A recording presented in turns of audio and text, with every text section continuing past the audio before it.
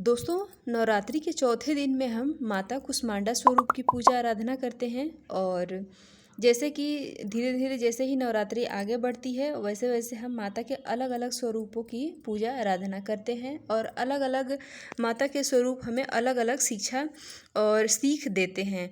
तो कुष्मांडा स्वरूप माता का ऐसा स्वरूप है, जब सृष्टि बनी तो कुछ भी नहीं था, सिर्फ अंधकार ही अंधकार था। तब माता के चौथे यानी कि माता के कुष्मांडा स्वरूप ने ही माता के हल्की मुस्कान से ही अंधकार हटा था और रोशनी हुई थी। तो इसी की खुशी में हम जो है माता के कुष्मांडा स्वरूप की पूजा आराधना करते हैं। माता के इस स्वरूप की पूजा आराधना करने से जातक को यानी कि जो भी पूजा करता है इनकी सच्चे मन से उन्हें पूजा करने से उनका रोग शोक दुख समाप्त होता है। और जैसे हम अभी तक हम माता की पूजा करते आए हैं उसी तरह से हम माता की पूजा करेंगे।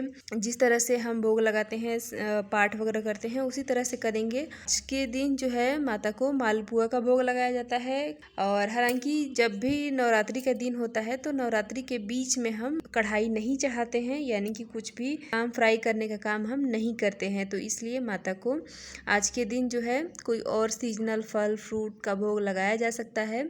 आज के दिन जो है माता को कुम्हड़े की बलि दी जाती है। ठीक है, तो जो भी जिनका भी मन्नत वगैरह पूरा होता है वो कुम्हड़े की बलि देते हैं।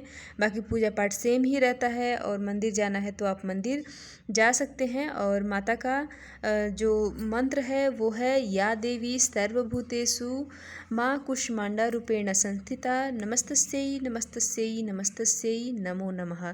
तो माता का ये मंत्र है। इसके अलावा जो भी आप दुर्गा चालीसा का पाठ कर रहे हैं, दुर्गा कवच का पाठ कर रहे हैं या फिर दुर्गा सप्तशती का पाठ कर रहे हैं तो उसको आप जारी रखेंगे।